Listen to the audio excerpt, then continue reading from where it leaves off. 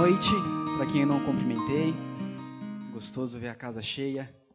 Se você é visitante e veio aqui esperando ver o pastor pregar, para ver como é que o pastor dessa igreja prega, foi tudo pensado, é só para te dar um gostinho para você ser obrigado a vir semana que vem de novo, tá bom? Fica tranquilo. Amém. Quero te pedir para abrir a Bíblia e já se colocar de pé no livro de João, capítulo 3. João, capítulo 3, versículo 16. Acho que ninguém conhece esse versículo, né? Pode estar pensando, mas por que eu vou abrir? Porque a gente vai ler antes, vai ler depois, vai ler mais textos. João 3, 16, que diz assim: porque Deus amou tanto o mundo, que deu o seu Filho unigênito, para que todo aquele que nele crê não pereça, mas tenha a vida eterna. Baixe sua cabeça, feche seus olhos.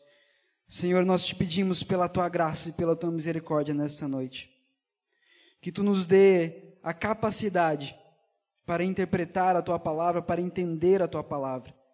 Ajude-nos, Espírito Santo de Deus, queima em nossos corações através da tua palavra, para que possamos entender com clareza o que tu queres nos falar através deste texto. É o que nós te pedimos no nome santo de Jesus. Amém. Amém. Pode se assentar. Então, como o pastor Paulo já falou, hoje nós vamos começar uma série de 3 pregações específicas sobre a Páscoa. Vamos dar uma pausa no livro de Romanos. E na Páscoa nós celebramos a morte e a ressurreição do nosso Redentor. E esse texto é muito conhecido e fala sobre isso. Ele é mais um mini evangelho dentro da Bíblia. Nós temos resumido num único versículo quase que todas as doutrinas essenciais da Bíblia, bem condensado. Esse texto é lindo demais, mas a gente precisa entender ele muito bem. Às vezes, se a gente destacar ele e ler somente o versículo, a gente pode ter algumas interpretações equivocadas. E o meu desafio nessa noite é destrinchar eles com vocês e entender esse versículo. Então eu vou nessa noite pegar vários pedacinhos. Eu dividi esse versículo em 8 partes, para a gente entender ele bem detalhado nessa noite. E a primeira palavra que aparece, a primeira parte que a gente vai estudar nessa noite, é uma palavra que às vezes, quando esse versículo é citado, ela é até esquecida. O porquê. O texto começa com um porquê. O texto não começa em Deus amou o mundo. Ele começa, porque Deus amou o mundo. Esse porquê, essa palavra, ela é muito importante. Por quê? Porque ela carrega para esse versículo todo o contexto anterior. Ela carrega para esse versículo tudo que está sendo falado em João 3. Por isso que a gente não pode ler simplesmente João 3 e interpretar aquilo que a gente acha. Então vamos ler João 3, do 1 ao 15, para entender aonde esse versículo está inserido. E diz assim: havia entre os fariseus um homem chamado Nicodemos, autoridade entre os judeus. Ele foi encontrar-se de noite com Jesus e disse-lhe: Rabi, sabemos que és mestre vindos de Deus, pois ninguém pode fazer os sinais que tu fazes, se Deus não estiver com ele. Jesus lhe respondeu: em verdade te digo, que ninguém pode ver o reino de Deus, se não nascer de novo. Então lhe perguntou Nicodemos: como um homem velho pode nascer de novo? Poderá entrar no ventre de sua mãe e nascer pela segunda vez? Jesus respondeu: em verdade te digo, se alguém não nascer da água e do Espírito, não pode entrar no reino de Deus. O que é nascido da carne é carne, e o que é nascido do Espírito é Espírito. Não te admires de eu te dizer, necessário vos é nascer de novo. O vento sopra onde quer, ouves o seu som, mas não sabes de onde ele vem, nem para onde vai. Assim é todo aquele que é nascido do Espírito. Perguntou-lhe Nicodemos: como pode ser isso, Jesus? Jesus respondeu: tu és mestre em Israel e não entendes essas coisas? Em verdade te digo que nós dizemos o que conhecemos e testemunhamos o que vimos. Mesmo assim, não aceitais o nosso testemunho. Se vos falei de coisas terrenas e não credes, como crereis se vos falar das coisas celestiais? Ninguém subiu ao céu, senão aquele que de lá desceu, o Filho do Homem. Assim como Moisés levantou a serpente no deserto, também é necessário que o Filho do Homem seja levantado, para que todo aquele que nele crê tenha a vida eterna. Esse é o contexto em que Jesus fala essas palavras. Esse é o contexto do tão famoso versículo João 3,16. A gente vê Nicodemos, um mestre da lei, que chega para Jesus, achando que está vendo o reino de Deus. Ele chega para Jesus, vendo o homem Jesus, achando que está vendo o reino de Deus. E Jesus rapidamente o interrompe e fala: se você quer ver verdadeiramente, em plenitude, o reino de Deus, você tem que nascer de novo. Você tem que nascer de novo.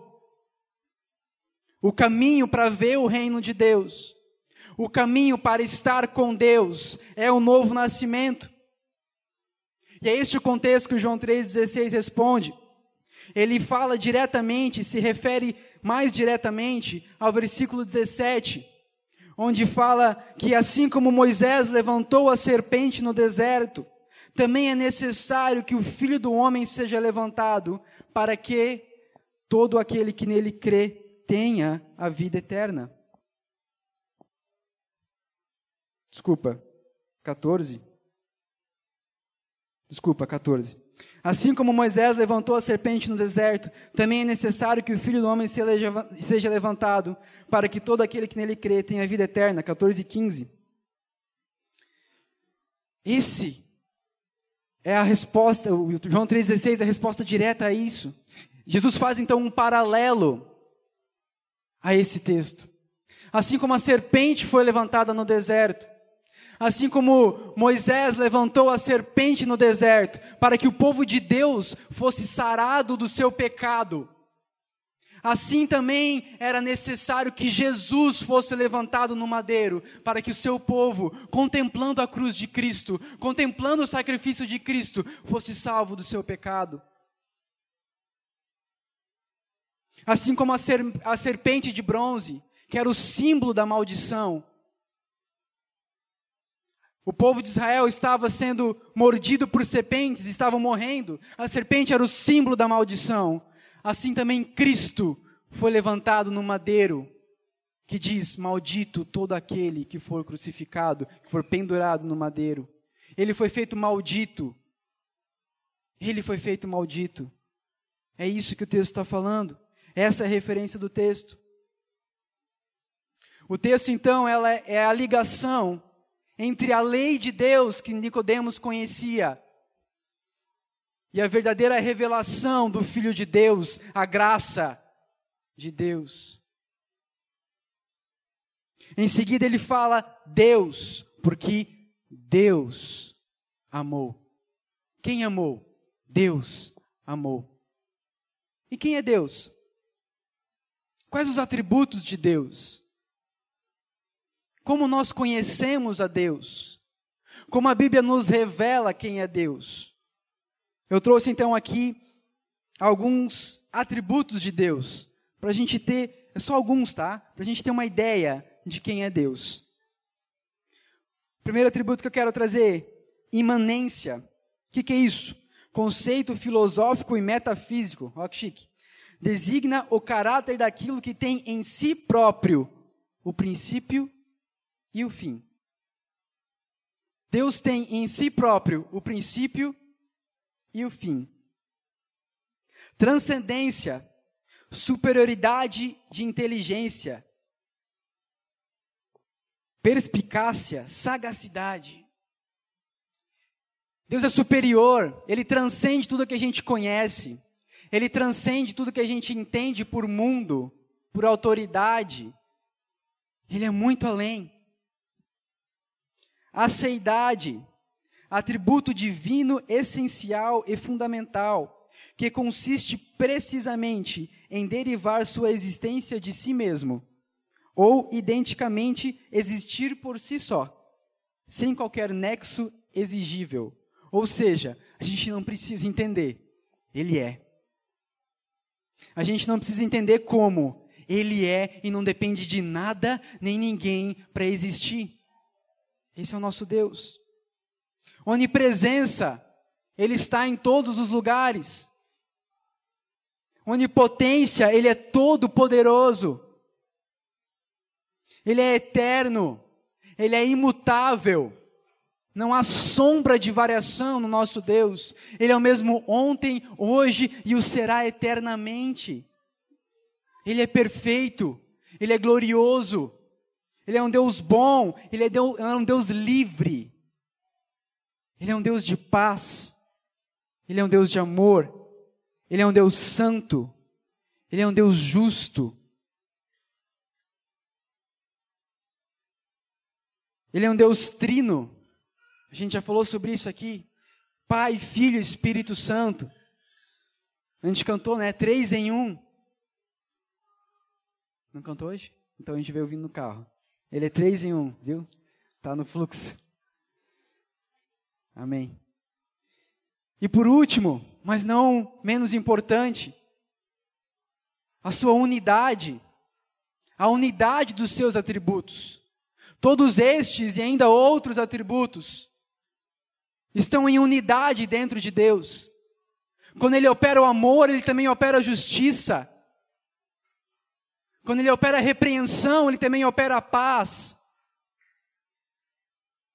Diferente do homem que às vezes, para o seu próprio benefício, esquece de algumas coisas da sua moral, o Deus não nega nada de si quando opera nesse mundo. Quando Deus opera, Ele opera em unidade de todos os seus atributos. Isso é muito importante. Isso é muito importante. Deus opera tudo conforme o seu querer, sem a ajuda do homem. Tudo parte dele, de acordo com a sua vontade. É isso que a Bíblia nos revela. João 1,3 diz: todas as coisas foram feitas por intermédio dele, e sem ele, nada do que foi feito existiria.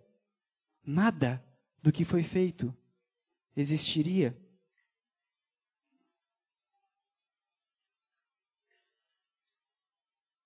Abre comigo lá em Atos, capítulo 4. Esse texto é bem importante para a gente entender o sacrifício de Cristo. Atos 24. Desculpa, Atos 4, versículo 27. Tudo a ver. Atos 4, versículo 27 e 28. Diz assim: pois nessa cidade eles de fato se aliaram contra o teu servo Jesus, a quem ungiste, não só Herodes, mas também Pôncio Pilatos, com os gentios e os povos de Israel, para fazer tudo o que a tua mão e a tua vontade predeterminaram que se fizesse. O sacrifício de Cristo foi determinado por Deus, pré-determinado por Deus. Não foi ao acaso, não foi para corrigir uma burrada humana. Nada foge do controle do nosso Deus, nada. Ele é Deus soberano, Ele é Deus eterno. Ele não depende de nós para nada. E tudo que Ele faz, tudo, é para Ele e por Ele. Porque dele, por ele, para ele são todas as coisas. Tudo é para a glória de Deus. Tudo que ele faz é para ele. Ele não depende de nada. Esse é o Deus que está falando em João 3,16. Em seguida ele fala que porque Deus amou. Deus amou. Primeira coisa que eu quero que você repare, está no passado. Fala de algo que aconteceu. Fala, então, do plano de Deus. Fala de algo que é eterno, algo que, como se já tivesse acontecido. Mais para frente a gente vai ver também que o deu o seu filho, também está no passado, sendo que era Jesus que estava falando, ele ainda não tinha morrido. Porque Deus executa tudo conforme o seu plano. Deus é eterno, logo os seus planos são eternos. Não tem início nem fim, são eternos. Deus é transcendente, logo os seus planos transcendem o nosso espaço, o nosso tempo, transcendem as gerações.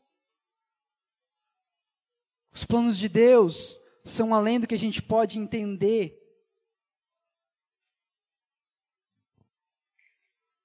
Abre comigo lá em 1 Pedro, capítulo 1.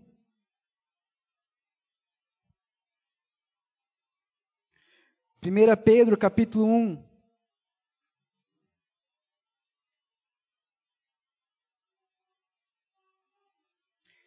Vamos ler do versículo 19 até o versículo 21.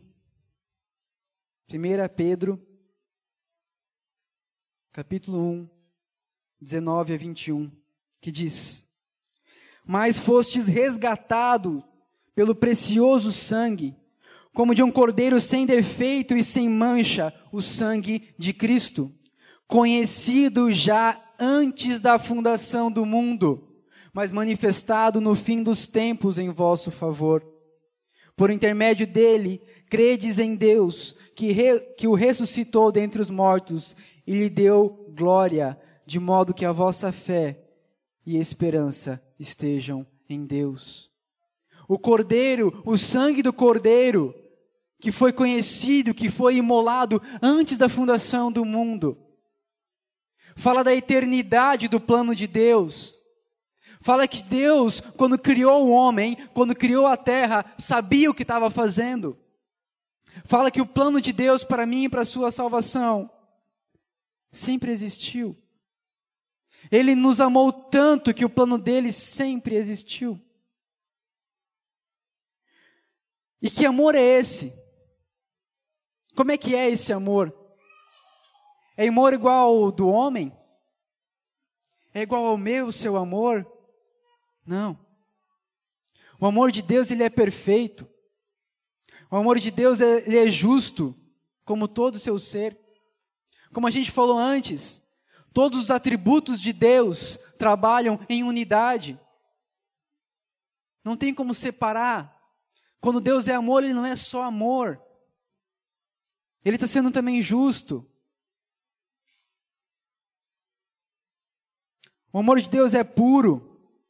O amor de Deus não espera nem precisa de motivação ou de condição. Por quê? Porque Deus é livre. Ele não precisa de uma condição para amar. Ele ama quem Ele quiser. Ele é livre. Ele é um Deus livre. Ele nos ama na sua liberdade, apesar de nós. E não por algo que nós fizemos.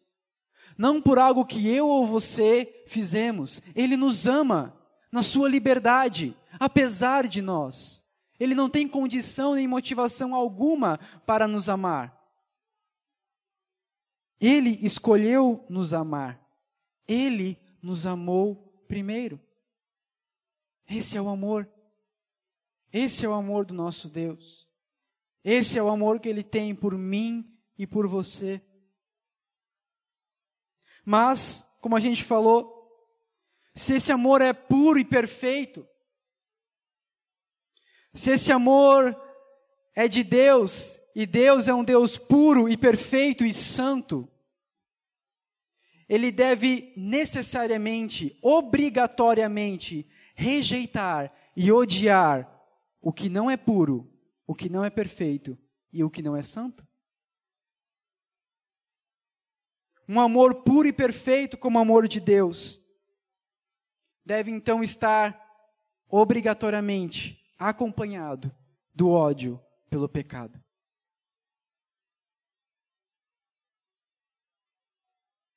Aí você pode estar se perguntando, como então ele pode ter me amado?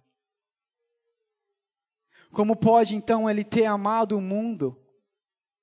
Como pode então ele ter amado a mim e a você? A gente vai ver isso mais para frente. Porque Deus então amou ao mundo. Deus amou ao mundo. Esse mundo é o termo cosmos em grego.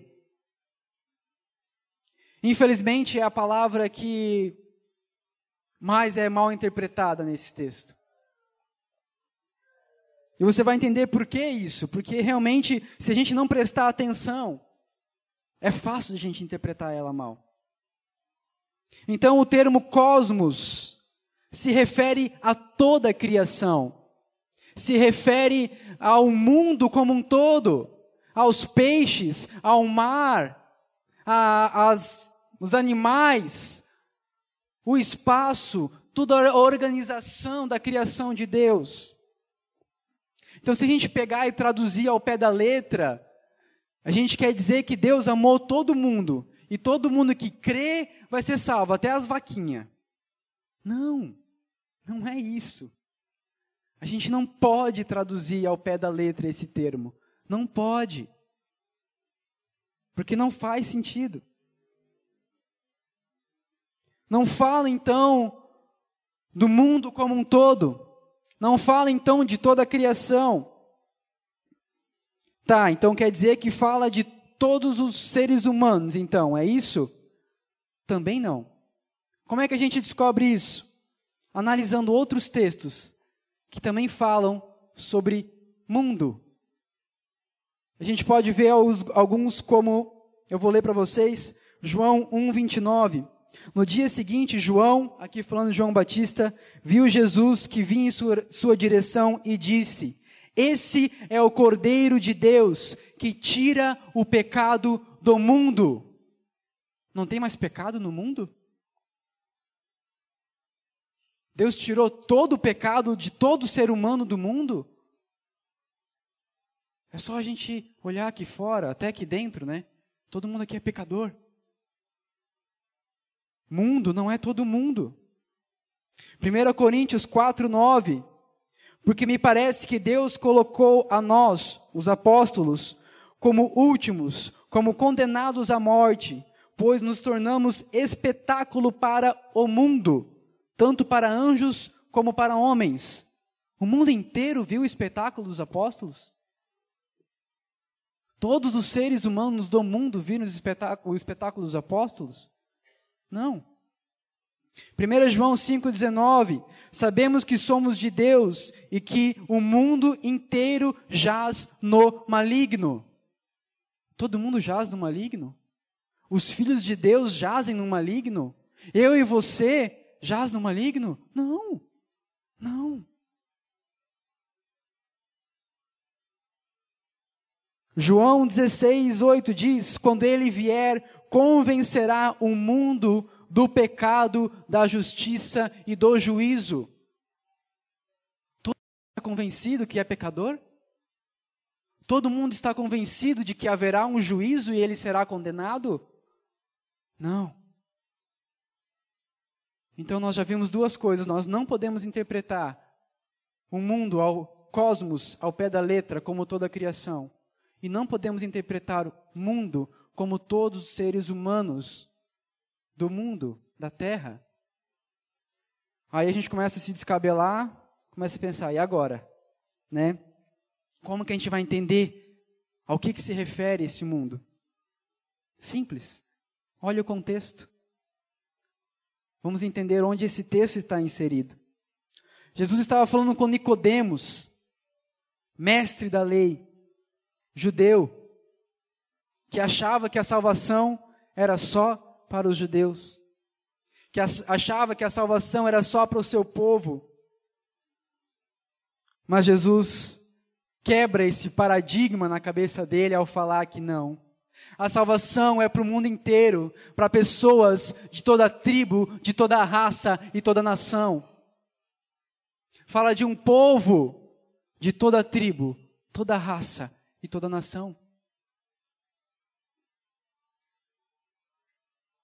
Assim como a serpente foi levantada no deserto, para que o povo de Israel fosse salvo, assim também o nosso Senhor foi levantado no madeiro, para que o seu povo em todo o mundo fosse salvo.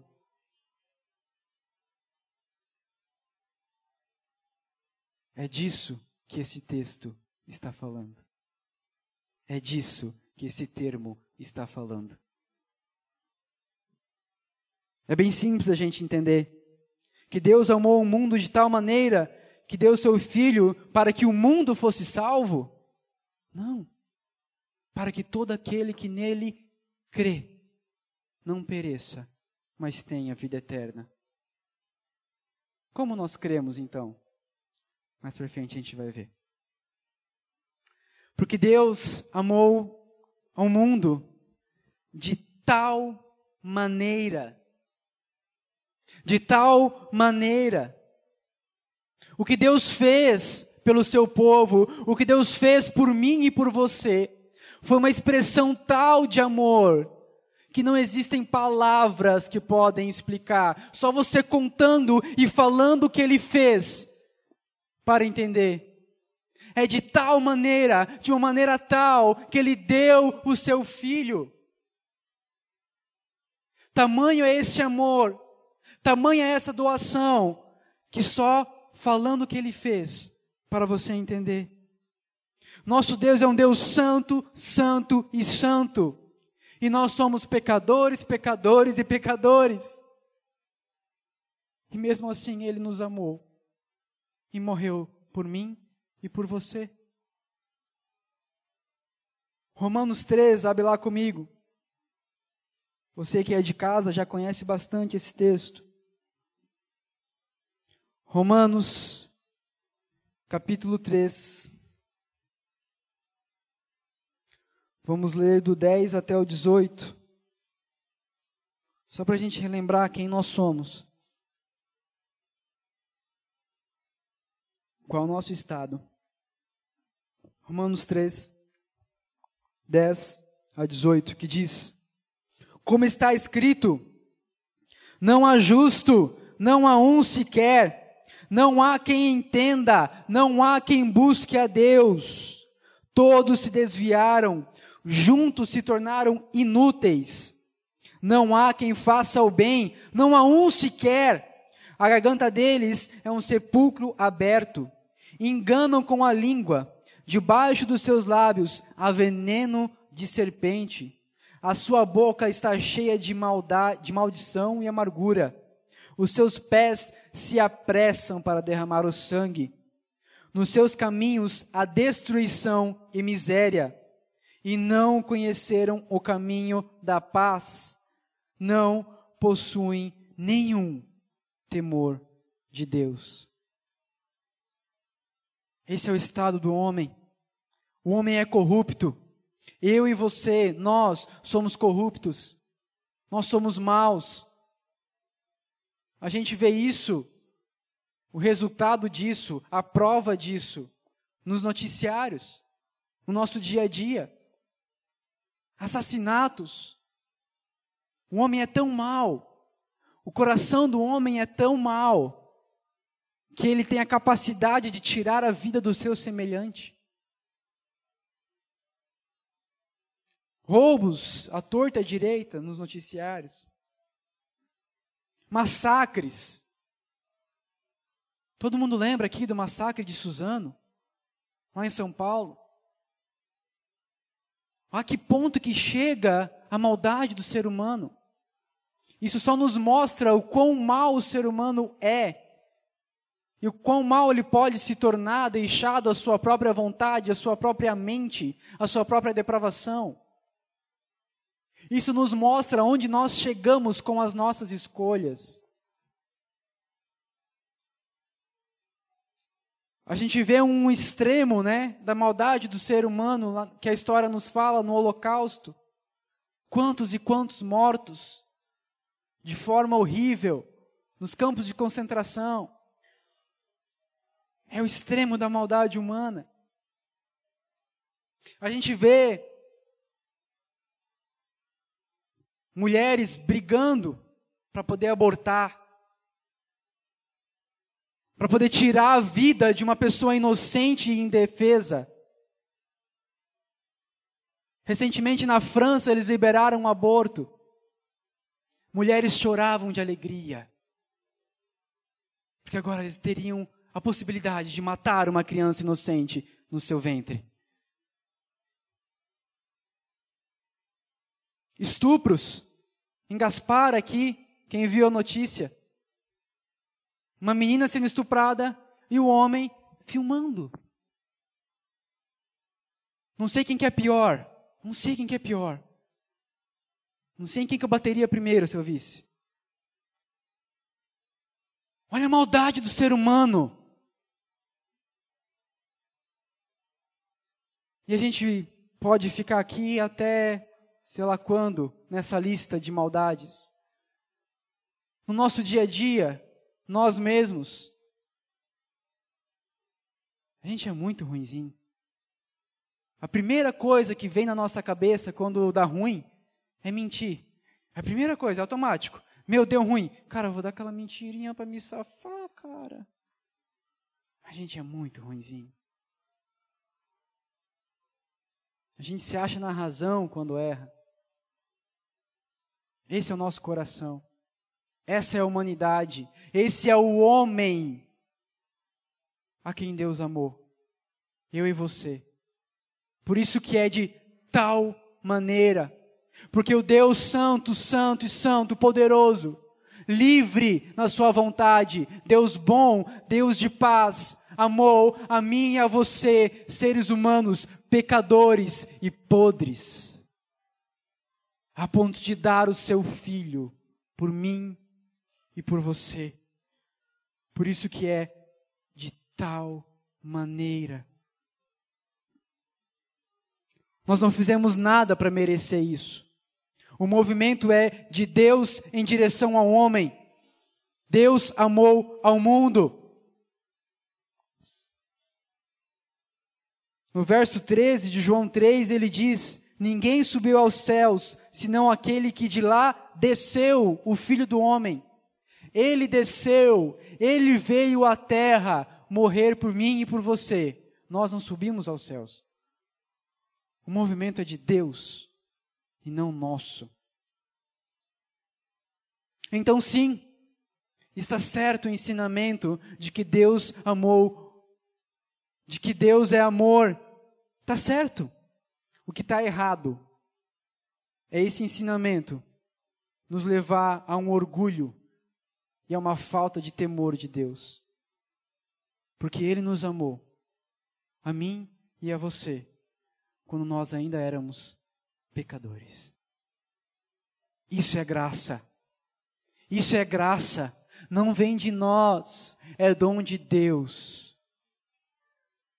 Por isso é de tal maneira. Deus amou o mundo de tal maneira que deu o seu Filho unigênito. Por que alguém precisava morrer? E mais, porque Cristo precisava morrer. Por quê? Deus não podia simplesmente dar um canetaço lá, como a gente vê muitas vezes no nosso país, e dizer que está tudo certo, que os pecados estão... Está perdoado aqui, ó, já era. Não, porque Ele é um Deus justo. Nenhuma palavra que sai da boca dele cai por terra. Então era necessário que alguém pagasse a dívida, ou nós, ou alguém no nosso lugar.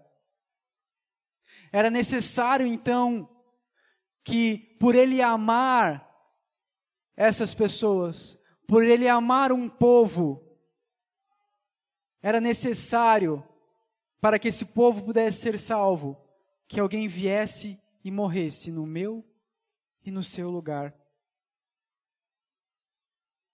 Gálatas 3, vou pedir para você abrir lá. Vou pedir para você abrir porque é um texto que você tem que ter grifado aí na sua Bíblia.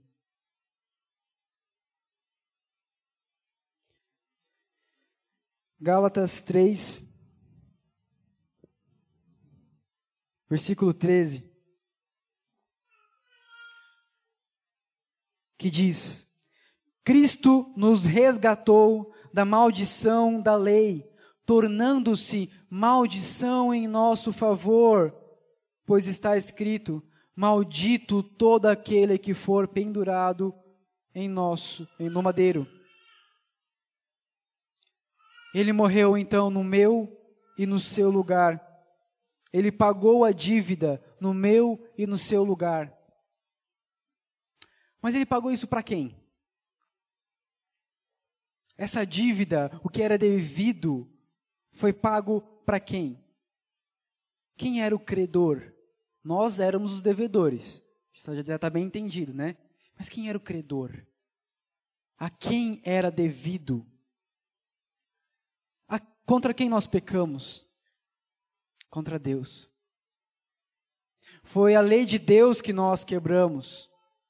Nosso pecado, a nossa corrupção, vai contra a vontade, contra a santidade de Deus. E a lei de Deus era bem clara ao dizer que todo aquele que vai contra a lei de Deus deve ser condenado. Então é contra Deus, é a Deus que nós devemos. Era Deus que estava contra nós, pois nós fomos contra Ele. Se tem uma coisa que nós fizemos primeiro, é ir contra, né? Nós fomos contra Ele primeiro. E pela lei, por Ele ser um Deus justo, nós deveríamos ser condenados. Nossa sentença no tribunal, no final dos dias, no final dos tempos, que há de chegar, nossa sentença já era certa. Condenado, morto, vai junto com o capeta para o mar de fogo e enxofre, vai sofrer tanto quanto ele. Essa era a nossa condenação. Essa era a minha e a sua condenação, porque nós pecamos, porque nós erramos contra Deus. Mas Cristo, então, pagou esse sacrifício no meu e no seu lugar. Cristo deu a vida dele no meu e no seu lugar. Cristo, então, é o sacrifício substitutivo no meu e no seu lugar. Assim como o Cordeiro no Antigo Testamento era uma representação de perdão dos pecados, que levava sobre si o pecado do povo, assim também Cristo levou sobre si o meu e o seu pecado. Deus proveu para si o Cordeiro. Se você conhece a história de Abraão e Isaque, quando Isaque estava subindo na montanha, junto com Abraão, ele pergunta para o seu pai: ô pai, eu estou vendo a lenha, estou vendo o cutelo, mas cadê o cordeiro? Seu pai responde: Deus proverá para si. Deus não proverá para mim e para você, para si, porque é a justiça dele que tem que ser satisfeita. Ele proveu para si o Cordeiro.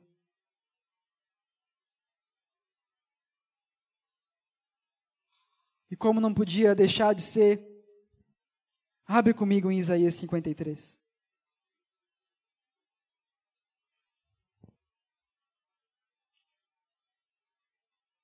Isaías capítulo 53.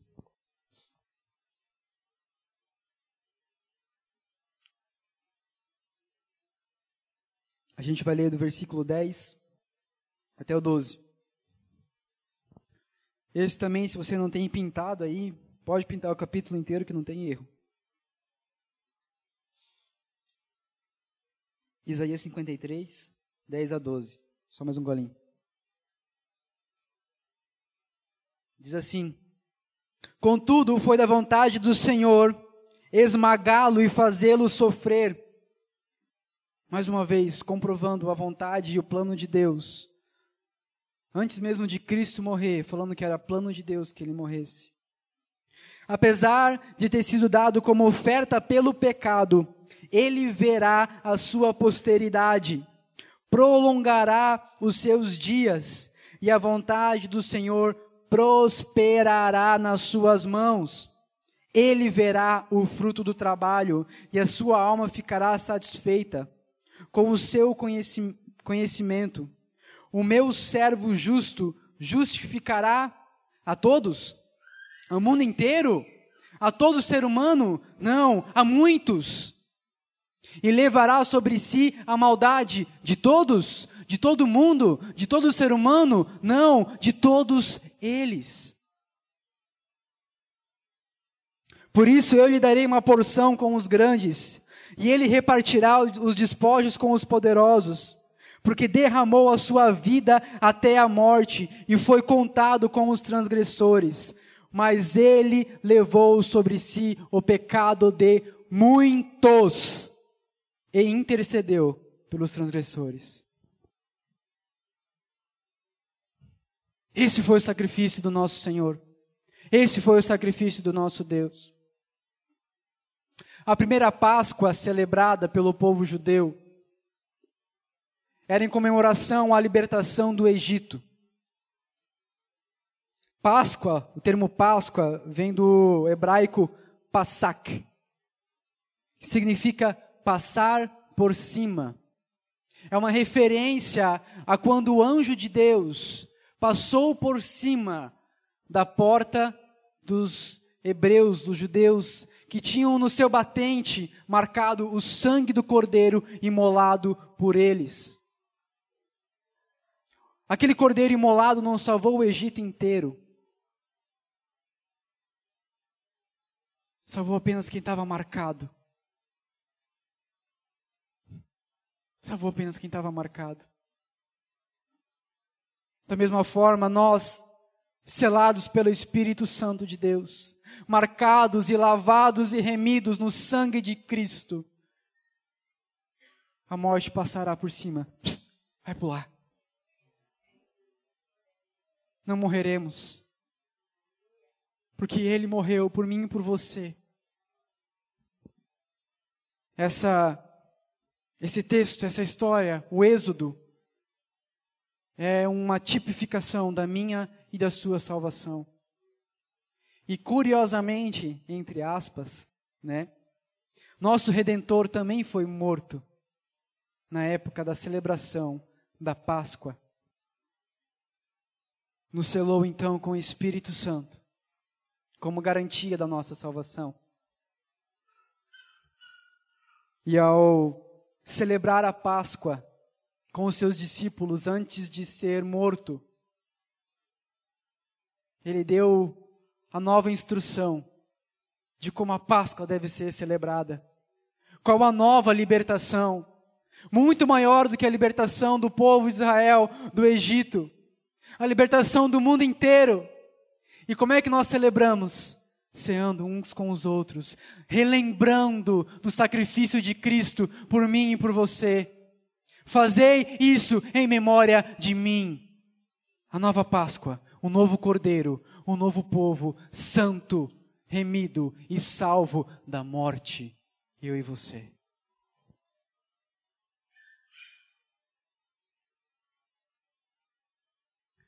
Porque Deus amou ao mundo de tal maneira que deu o seu Filho para quê? Para quê? Deus faz tudo com um propósito. Deus faz tudo com um fim. Ele não faz nada ao acaso. Ele não joga os dados para ver o que vai dar, meu irmão. Ele não fala, vou mandar meu filho lá e ver no que vai dar. Não, ele tem um propósito. Ele mandou o filho dele para morrer, para que algo acontecesse. Nada foge do seu controle. A gente acabou de ler em Isaías 53, antes de Cristo morrer, profetizado, de que os propósitos dele vão se cumprir, de que ele vai salvar a muitos. Está escrito. Ele verá o fruto do seu penoso trabalho, a gente leu ali em Isaías 53. Ele certamente verá. Ele vai fazer acontecer. Quando Cristo morreu, a última palavra dele foi: está consumado. Está feito. É um ponto final. O plano da redenção está consumado, está terminado. Não há nada mais para ser feito. Entendeu?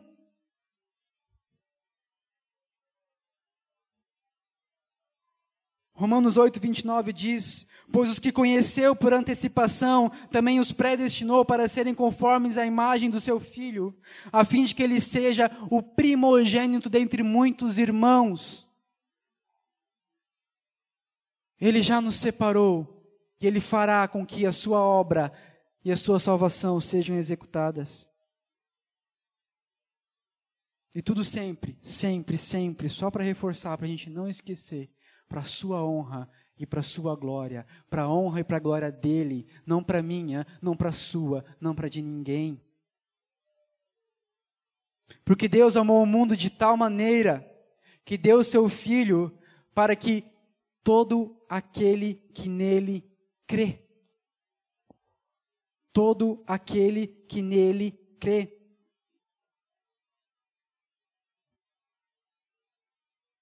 Repare mais uma vez no tempo desse verbo. Todo aquele que nele crê. Não todo aquele que vir a crer. Não se porventura alguém crer. Ou vai que dá certo e alguém crê. Todo aquele que nele crê. Está no presente. Fala de um estado. Fala de uma posição do coração. Então, se nós olharmos o versículo inteiro, dá a impressão, e não só a impressão, mas a gente consegue entender, que Jesus está falando da obra como se já fosse feita. Porque Ele sabia, Ele sabe, que o que Ele intenta, o que Ele faz, o que Ele quer fazer, acontece. Ele amou, que Ele deu, para todo aquele que nele crê, não pereça, mas tenha a vida eterna. Aquele que crê, fala de um estado presente. Ele não fez ao acaso.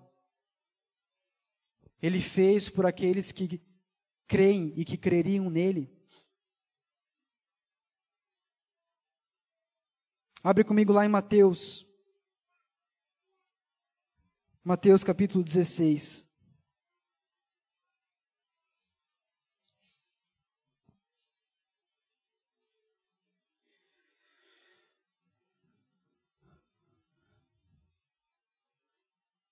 Mateus capítulo 16. A gente vai ler do versículo 13 até o 19.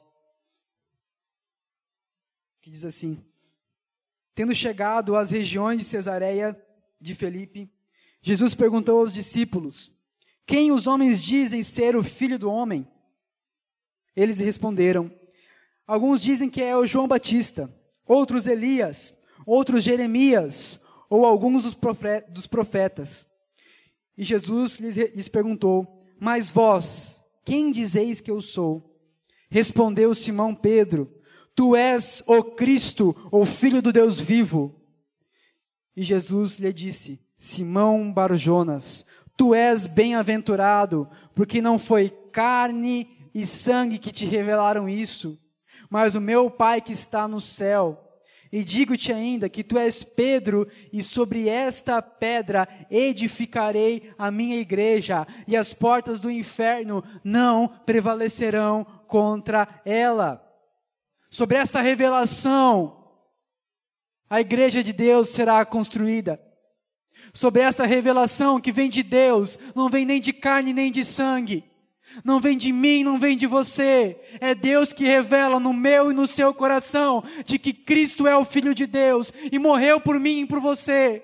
Sobre essa revelação a igreja de Deus será constituída, e as portas do inferno não prevalecerão contra ela. Não prevalecerão. Esse é o que crê. Essa é a igreja de Deus.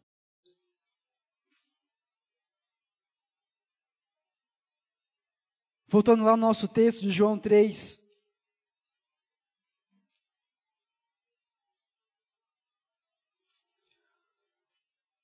Vamos ler do 7 e 8. Perdão, de 6 a 8. Jesus falando. Vamos ler desde o 5. Jesus respondeu: em verdade te digo que, se alguém não nascer da água e do Espírito, não pode entrar no reino de Deus. O que é nascido da carne é carne, o que é nascido do Espírito é Espírito. Não te admires de eu te dizer, necessário vos é nascer de novo. O vento sopra onde quer, ouves o seu som, mas não sabes de onde vem, nem para onde vai. Assim, desta forma, assim como o vento que você não sabe nem de onde vem, nem para onde vai, assim é todo aquele que é nascido do Espírito de Deus. Não sabemos de onde vem, porque não vem de nós mesmos. Não sabemos para onde vai, porque não depende de nós mesmos. Vem de Deus. Abre comigo lá em 2 Coríntios 4. É bastante texto, sim, é bastante texto, mas é só para você não ficar com dúvida. Se você ainda ficar com dúvida, pode vir perguntar para a gente no final, mas é bastante texto para você não ficar com dúvida. 2 Coríntios 4, a gente vai ler do versículo 3 até o 6. Se o nosso evangelho está encoberto, é para que os que estão perecendo que está encoberto, entre os quais o Deus deste século cegou a mente dos incrédulos, para que não vejam a luz do evangelho da glória de Cristo, o qual é a imagem de Deus. Pois não pregamos a nós mesmos, mas a Jesus Cristo, o Senhor, e a nós mesmos como vosso servo, por causa de Jesus. Porque Deus que disse, das trevas brilhará a luz, foi Ele mesmo quem brilhou em nosso coração, para a iluminação do conhecimento da glória de Deus na face de Cristo. É Cristo que brilha no meu e no seu coração. É Ele que queima no nosso interior. É Ele que se revela a nós. Apesar da nossa cegueira, é Ele que quebra a nossa cegueira. É Ele que tira as escamas dos nossos olhos para que a gente possa ver. E vendo, creia que Ele é o Cristo. É Ele que tira a nossa cegueira. É Ele que nos faz ver a Cristo. É Ele. É Ele que brilha no nosso coração. Não sou eu que estou falando. É a Bíblia. A gente acabou de ler. Mateus 11, 27, eu vou ler, você não precisa abrir, diz assim: todas as coisas me foram entregues por meu Pai, e ninguém conhece o Filho, senão o Pai, e ninguém conhece o Pai, senão o Filho, e aquele a quem o Filho quiser revelar. João 6, 36 e 37 diz: mas como já vos disse, vós me tendes visto, e mesmo assim não credes.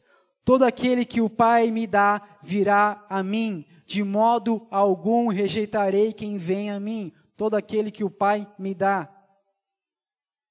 Ninguém pode vir a mim se o Pai que me enviou não o trouxer, e eu o ressuscitarei no último dia. João 6,44. E continuou: por isso vos disse que ninguém pode vir a mim, se não lhe for concedido pelo Pai. João 6:65. É o Pai que faz queimar em nosso coração, que tira as escamas dos nossos olhos. É o Espírito Santo que opera em mim e em você, tirando o nosso coração de pedra e trocando por um coração de carne, como está lá em Ezequiel 36:26. E faz com que nós possamos contemplar a cruz de Cristo, faz com que nós possamos entender e ser conscientizados do pecado, da nossa maldição. Faz com que nós possamos contemplar o Deus Santo e poderoso. E entender que nós não somos merecedores de nada. Mas Ele nos aceita e nos ama. Não somos nós que aceitamos a Ele. Ele nos aceita. Ele nos restaura. Ele nos ama. Ele brilha em nosso interior. A metáfora do novo nascimento, que a gente acabou de ler, em João 3, nos mostra o quanto nós participamos da nossa regeneração. Nós participamos do nosso novo nascimento, tanto quanto nós participamos do nosso primeiro nascimento, da nossa concepção. 0. Nem nascer a gente não consegue, a gente é empurrado para fora.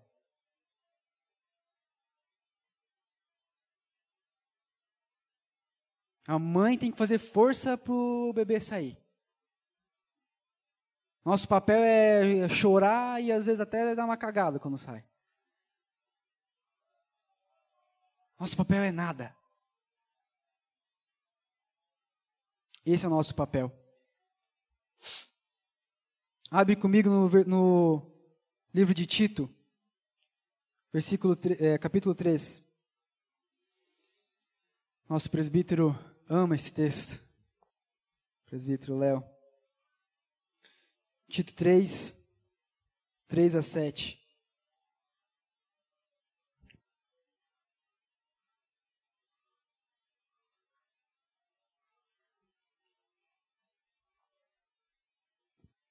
Diz assim: porque antes também éramos insensatos, desobedientes, desencaminhados, servíamos a várias paixões e prazeres, vivíamos na maldade e na inveja, éramos rancorosos e odiávamos uns aos outros.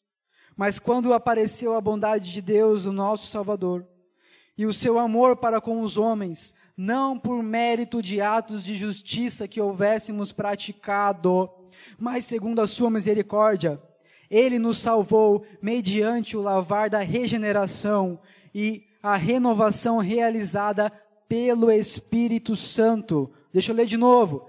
Ele nos salvou mediante o lavar da regeneração e a renovação realizada pelo Espírito Santo, que Ele derramou amplamente sobre nós por Jesus Cristo, nosso Salvador, para que, justificados pela graça, fôssemos feitos herdeiros segundo a esperança da vida eterna. Tentem achar alguma coisa que o homem faz aqui nesse texto para a salvação. Tenta achar alguma coisa. Vou usar de novo o exemplo que nosso pastor usou na semana passada. É que nem um jogo onde o artilheiro vai lá e faz todos os gols. E no final você vai receber a medalha e o troféu, você fica até, mas não fiz nada, cara, para ser salvo. Ele fez tudo. E como o nosso pastor disse, e pior ainda, eu só estou no time porque ele me chamou. Se ele não tivesse me chamado, nem no time estava. É isso que o texto está falando. Essa é a nossa salvação. Essa é a minha e a sua salvação. Porque Deus amou o mundo de tal maneira que deu o seu Filho unigênito para que todo aquele que nele crê não pereça. Não pereça. Mais uma vez uma certeza. Não para que possa não perecer. Não para que talvez não pereça. Uma certeza. Todo aquele que nele crê não perecerá. Jesus morreu para que isso aconteça. Ele pagou a nossa dívida.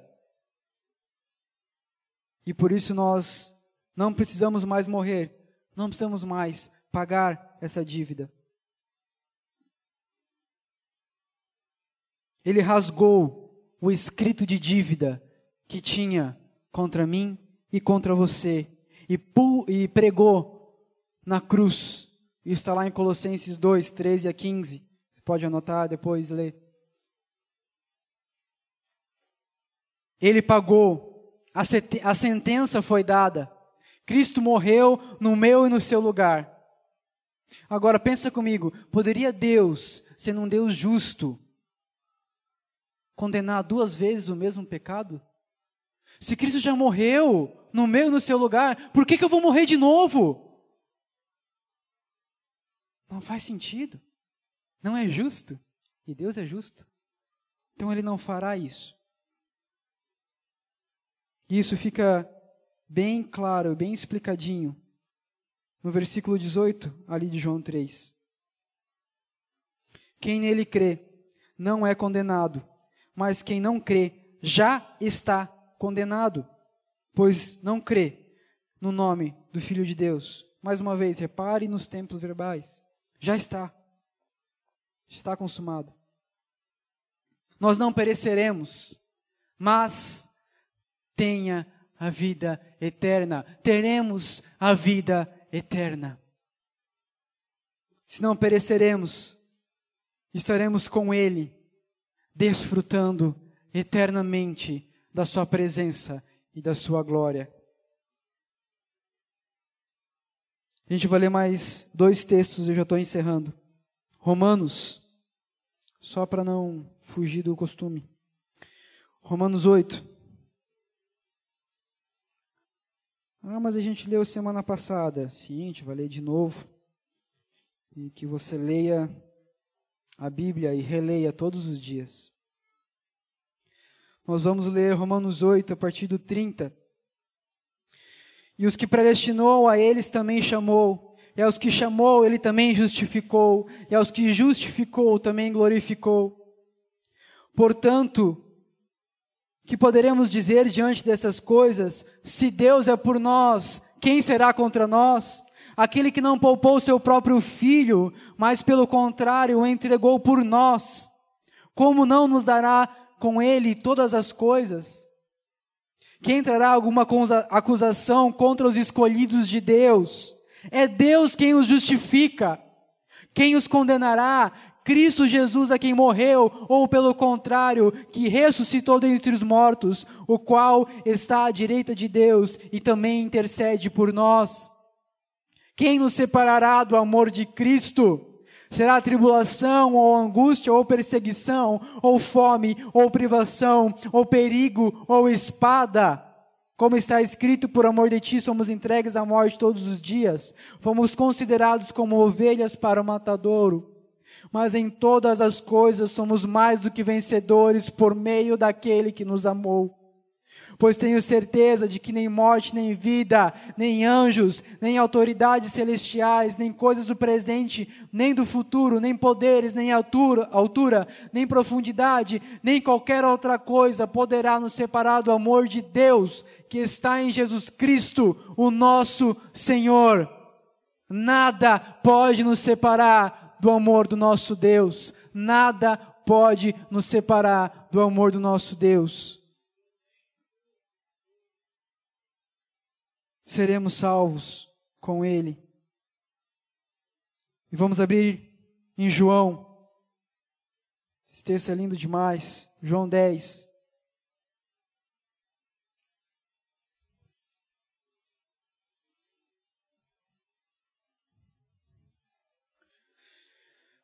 João capítulo 10.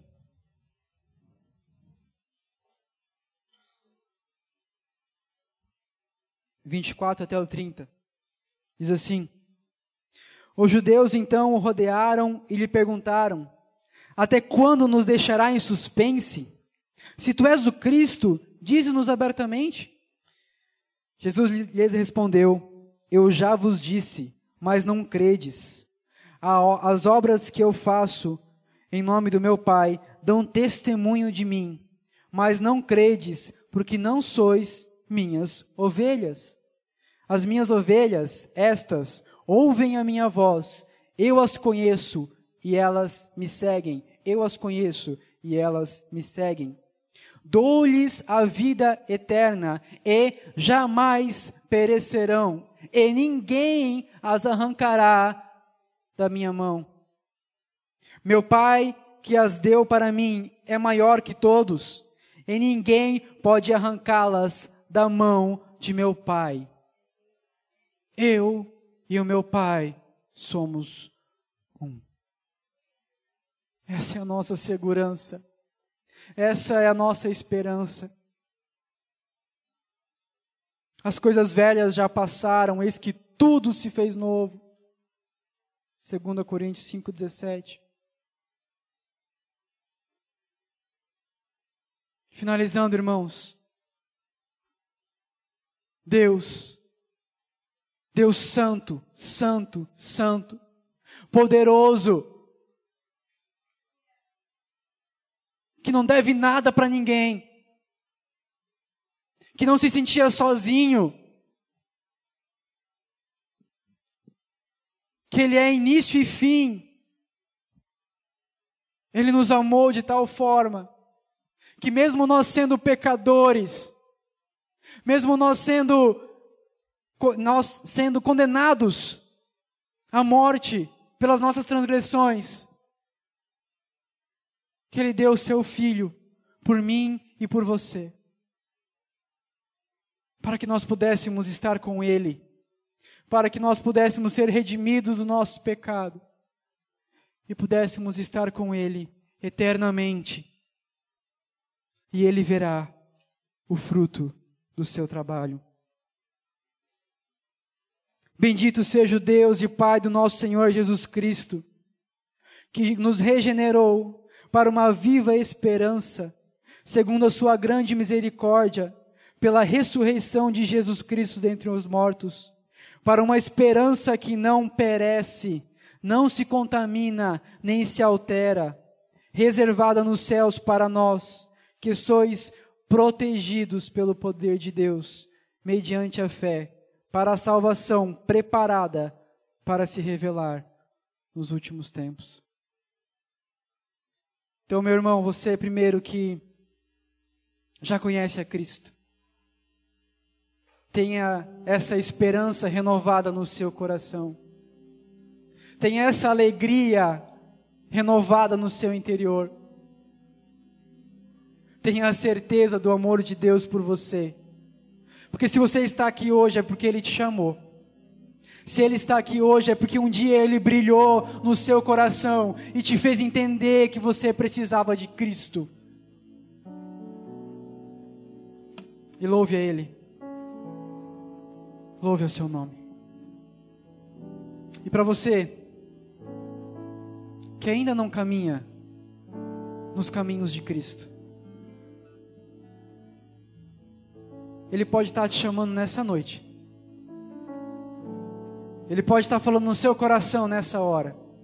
Não por mim, não por essa igreja, não por ninguém.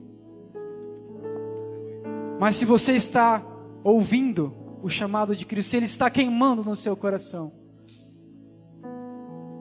responda a esse chamado, porque os seus olhos foram abertos e você está contemplando a cruz. Você está contemplando a Cristo que te salvou, que morreu no seu lugar naquela cruz. Feche seus olhos. Pai Santo e poderoso,